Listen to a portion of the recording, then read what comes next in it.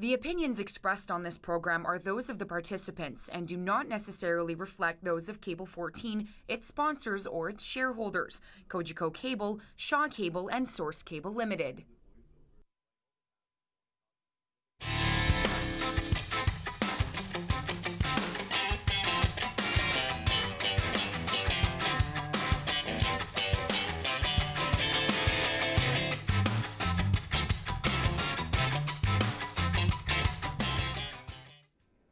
And welcome to the September 27th edition of Hamilton Talks. I am Larry Di Ianni, and Hamilton Talks is a community affairs program that talks to prominent Hamiltonians, and sometimes Hamiltonians who may not be as well known, but also have a story to tell and are moving our community forward. And this evening, it's my great pleasure to welcome back into the program Bob Assadourian. And Bob is making his second appearance on Hamilton Talks. He's a handyman and expert home renovator, having spent 10 years in construction, learning all aspects of home construction and repair. What distinguishes Bob as a home repairman is his ability not only to get the job done, but to teach others how to do it themselves. He's as much a consumer advocate for his industry as he is an expert renovator. It was this passion and talent to communicate that also led to his varied career as a home improvement contractor, columnist, co-author, book publisher, radio and television show host, volunteer with the City of Hamilton, and a trade license examiner. We are very pleased to have Bobby Assadourian here, and we're going to ask Bob one more time. Bob, welcome to the program. Well, thank you. Thank you for having me. Well, Bob, you know what? You really need no introduction to our guests because you have your own show on this very station. But just in case someone is catching you for the first time, remind people what it is you do for a living. I'm a contractor, first and foremost, a general contractor. Very, very fortunate to be a community television volunteer with Cable 14. Every Monday, 4:30 p.m. and 10:30 p.m., the Just Ask Bob Home Improvement Show, where I motivate homeowners, as I say in the opening of every show, to get up and get off the couch and start tackling their own to-do lists around the home. Repeats on the weekends. It's a teaching show, Larry. It's very important that, and I say it many times on the show, to cut out the overcharging contractor, cut him out of the equation. And often crooked contractor, as I say on the opening of the show. Teach people to do it themselves. All right. And we're going to talk about some of those controversial statements that you're making. But I also want to remind people that, of course, you're a Hamiltonian who was raised not very far from here on Wellington Victoria. And Victoria. Oh, Cannon, Victoria. Cannon and Victoria. Near the corner, Cannon, Victoria. Right. So tell us what it was like growing up on Cannon and Victoria when you were a young man. It was very different. I mean, a lot of publicity now in the Spectator about rental units. Maybe we can almost tie that in. That didn't exist back then. Everybody owned their homes. Everybody took care of their homes. It's unfortunate now. My father's passed away. I've been married. My brother's married. We have our own homes, not too far from my mom. My mom's still there. She just went to Greece for 3 months this year. But the problem is not as much back then. I mean, it was just everybody owning their homes, and now everybody renting in the neighborhood, again, really changes it. So it's a little bit, it's changed a lot. Tenants in the neighborhood, sometimes illegal tenants, illegal tenant dwellings. It's not easy. But back then I remember the parking lot, I mean now it's the Shoppers Drug Mart, used to be a Mr. Grocer in that parking lot and the one across the street from it playing ball hockey. And at that time when the lights would go out, my mom would be always screaming out the window, Bobby, Bobby. So at that time I knew to go home. Now I have 2 boys, age 7 and 5. And it's very different. Very, very, times have changed a lot since growing up on Cannon, Victoria. And of course, you've mentioned, Bobby, that you're of Greek background. Yes. And there's a very proud Greek community here in the city with a couple of churches, one on the mountain, one below the mountain, not too far from here. How was it growing up as a young Greek Canadian in the city of Hamilton? Well, it kept me back in grade 1. That was just prior to going into grade 1, it was, again, all our families back in Greece. So July and August, my mom would take us, my dad would stay here. Like he'd say, somebody had to stay and work 7 days a week in order to, he does maintenance at the HSR, in order to pay for the trip to send us to Greece. So at that time, I remember I had a lot of difficulty with communication and English, absorbing it. So they kept me back a year in grade 1. So that's a negative there, but a lot of positive. The food Phenomenal. The culture, everybody knows me, from the good staff here at Cable 14 that have been to my home, or business associates or whatnot, contacts, homeowners that I'll take out for meals, or even bring treats. People know me as the guy bringing the baklava and the kadaifi. My mom loves to bake. I bring it into their homes. Oh, right. I love that. To eat and drink. I mean, same with Italian. To eat and to drink. And my wife's Italian. The same. You know what it is. Lots of food. Lots of food. Una faccia? Mia razza. Una razza. One face, one race. Yes, yes, the Italians yes. and the Greeks. Yes. Well, Bobby, let's chat a little bit about some of the controversial statements that you do make. Yes, You're indeed. very hard on some of the contractors that are out there in the industry. In fact, you've gone so far as to use the word crooked to describe some of the practices that they employ. Why are you so tough on them? Well, because I am one. And I try to explain to people, being a contractor allows me to criticize contractors. I believe I have that right, and it's what I see. Now, I can always back up what I say. That's very important. People that know me know my reputation's impeccable. Now, I've gained some credentials over the years, or some feathers in my cap, so to speak, which helped me in backing this up. About a year ago, John Lane, top official, City of Hamilton, Building Division, he contacted me and offered me a seat on the board of the trade license examinations. Now, I mean, I was shaken up. I was astounded. I remember nearly 10 years ago taking that exam, sweating through it, wanting nothing to be done with it, and now I'm going to be teaching it, administering it, students putting up their hands, me helping out with it. Now, that's given me a very, very special insight into what goes on. And Larry, it's amazing what goes on. Even before that, I had my own studies in 2009 that I did before doing the Just Ask Bob show for Astro Media on 820, back when it was talk show radio. At that time, and it's still the same now, 85% of whoever you hire, whether it's the handyman, the bum, the guy you pick out at Tim Hortons at 4 in the morning, or the so-called contractor, 85% in Hamilton do not have a master building repair license. Like we talked before, the province regulates the electricians, the gas fitters, the plumbers, but they're only doing one aspect in your home. We're doing a multitude of aspects: the roof, the kitchen, the garage door, the floor, the railing, the painting, the drywall, but we're not respected by the province. They've left it to the municipality. Hamilton calls it the master building repair, and Hamilton does indeed protect its citizens, homeowners, by having that. Brantford has it, Oakville skips it, Burlington skips it, Toronto calls it the renovator's license. So it's all over the place throughout the municipalities in Ontario.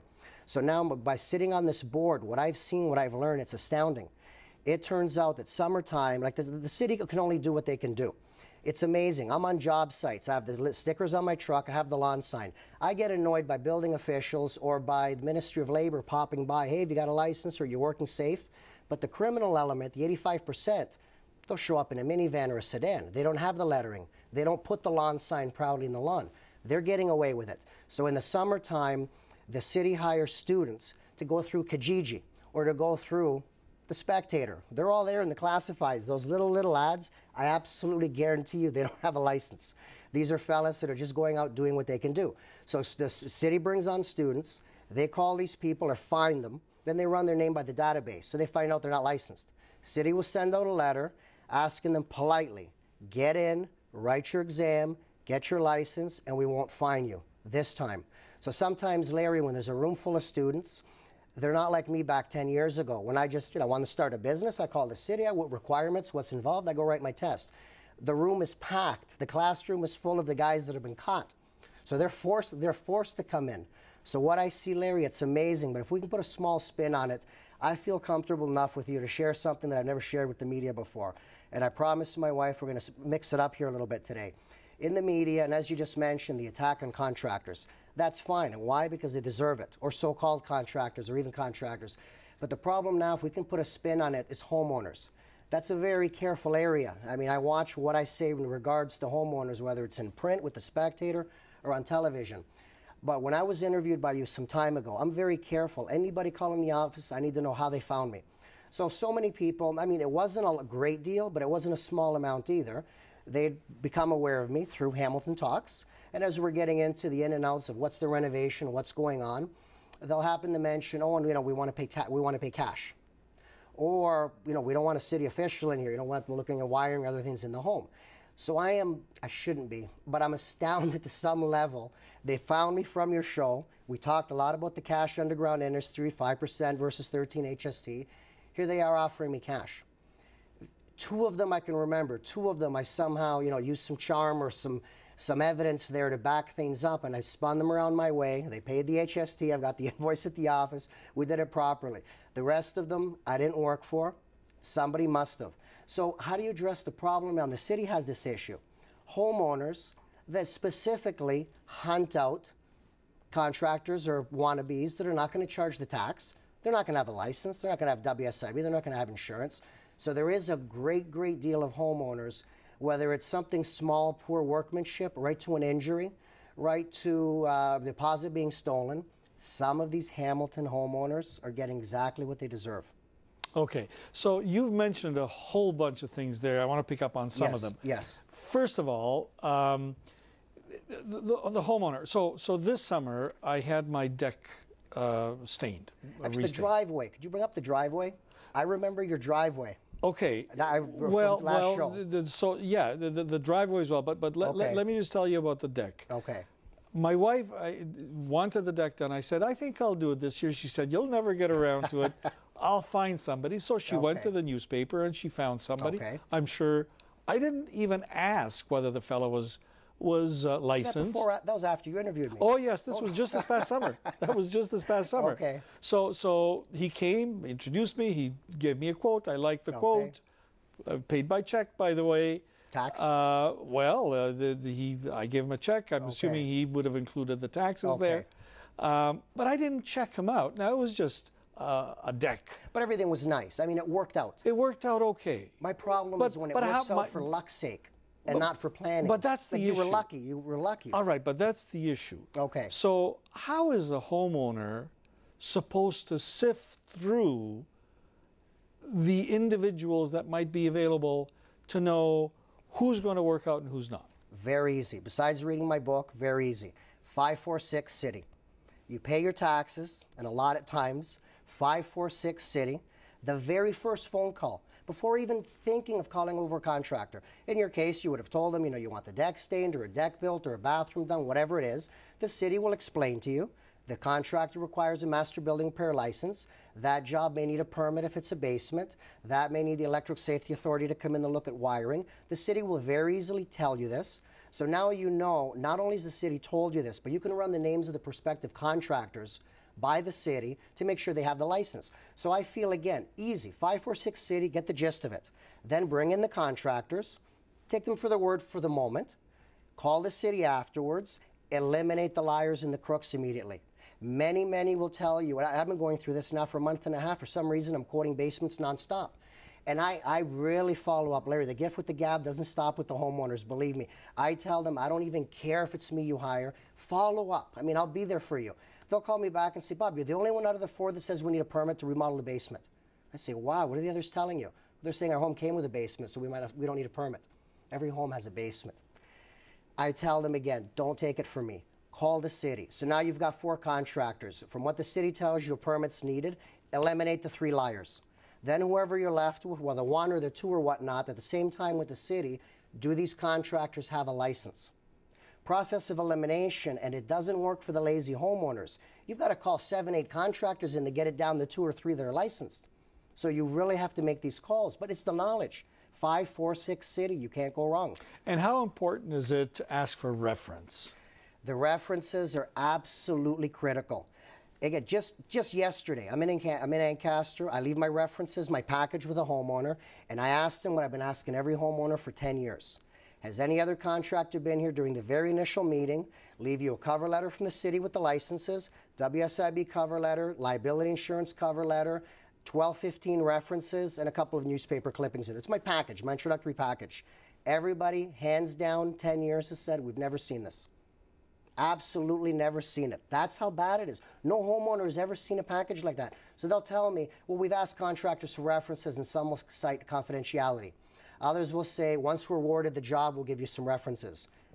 I've heard everything. And others will give 2 or 3, and it's their friends. So, I mean, you want 10 to weed that through. All right, so let me play devil's advocate Please. For a second, because, I mean, if somebody says, give me cash, usually it's less than if they say pay by check and I have to add HST? It used to be 5, now it's 13. It's 13%. Big savings. So the question to you is this. I mean, I understand that they're scamming the government. It's part of the sort of underground market, as it were.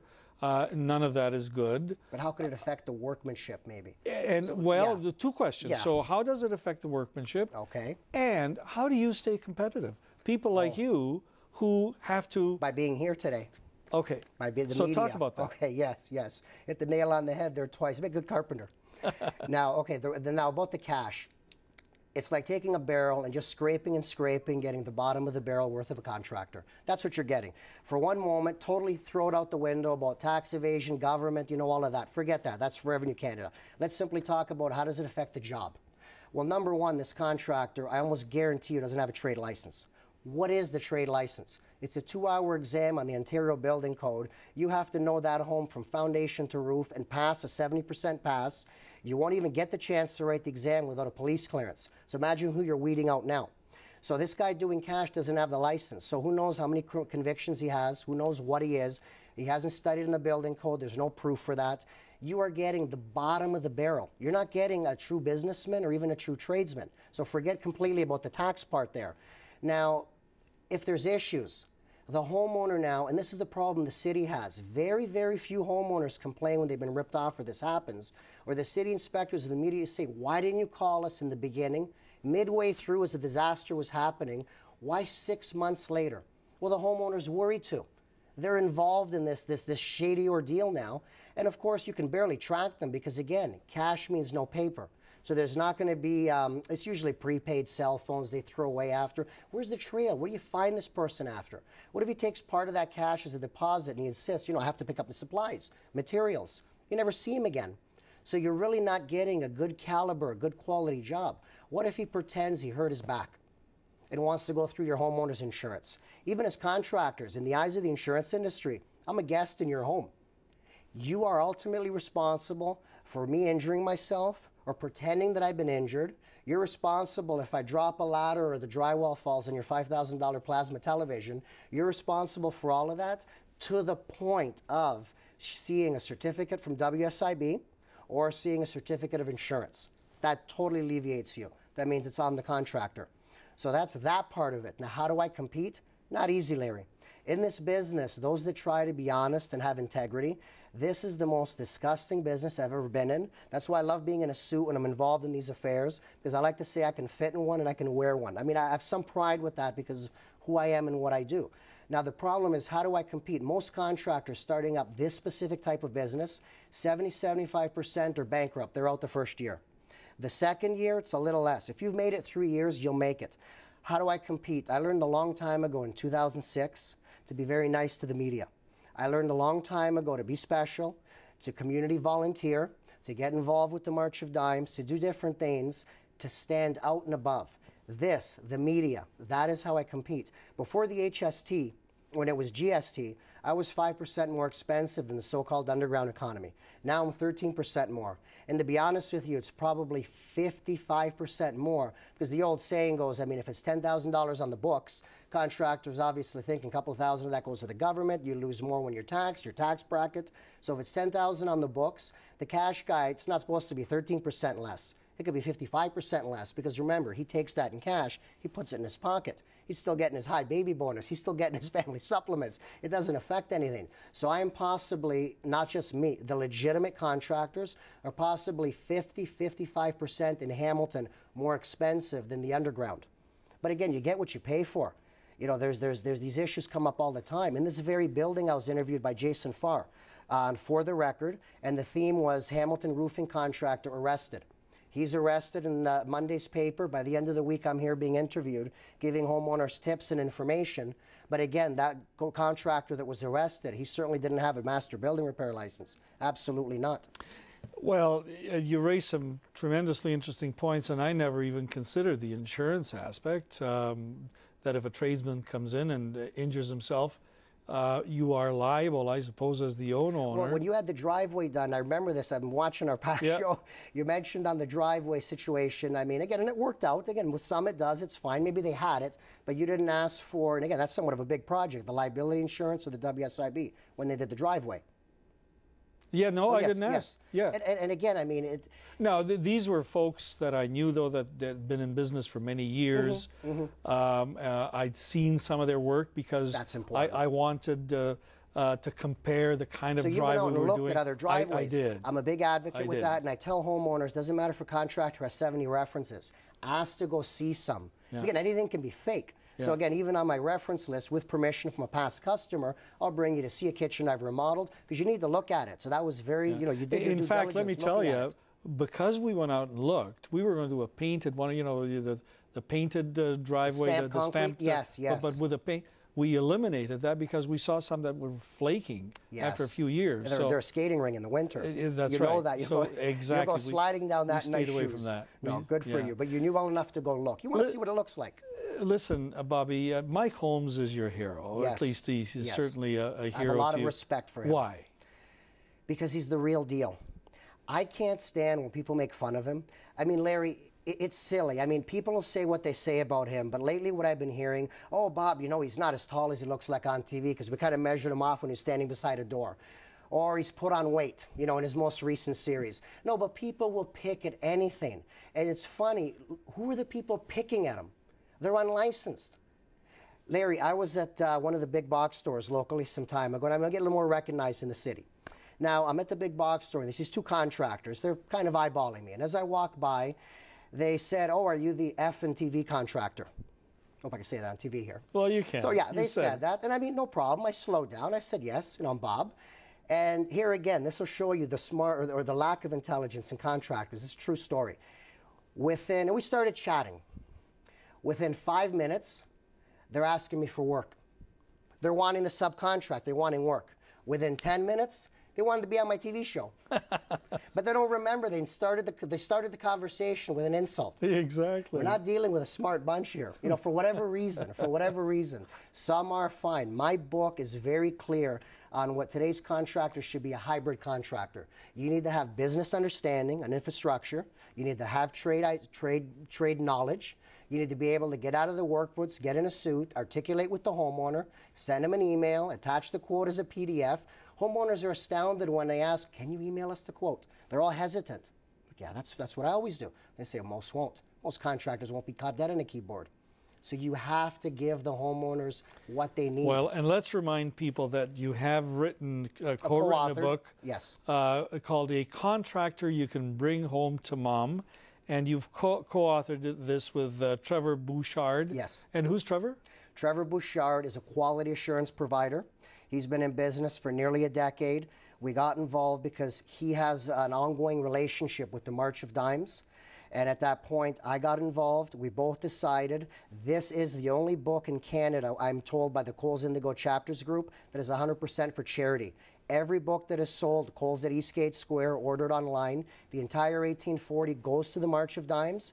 I put out $1 and change out of my pocket, so does Trevor, to offset the printing costs. Excellent. I can't stand fake charities, so that's important. That's very important that the whole thing goes to them. That's admirable. Listen, we've only got a couple of minutes left, and here we are now into the fall season. Yes. Winter is coming.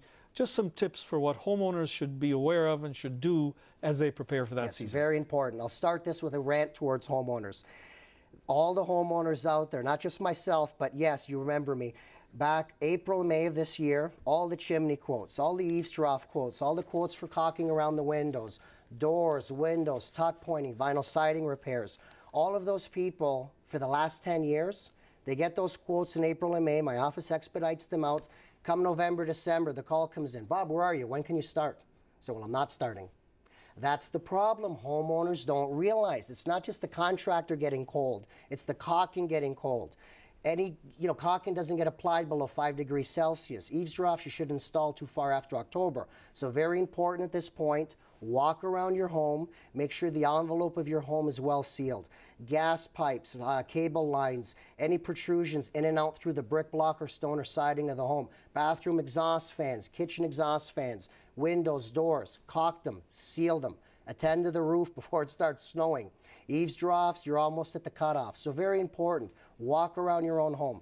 Climb the roof if you're safe. If you feel safe and comfortable on a ladder, climb the roof. The outside building envelope of the home, very important that you attend to it during the months of September, October. That's my tip for the season. Well, it started with a rant and it finished with some very, very useful information. They shouldn't procrastinate. As well. They shouldn't procrastinate. You sound like my wife. Listen, another Hamiltonian, Bobby, by the name of Red Green, another handyman, said that if you can't, if women don't find you handsome, they should find you handy. One or the other. You are both handsome and handy. Thank you, Larry. Thank you again for having me. Thanks for being on Hamilton Talks. We've been talking to Bobby Assadourian. Just Ask Bob. He has a program on this station, and he is a premier contractor as well. Thanks for watching. Next week, we're going to be talking to John Ellison, rock sensation from Dundas. You don't want to miss that show.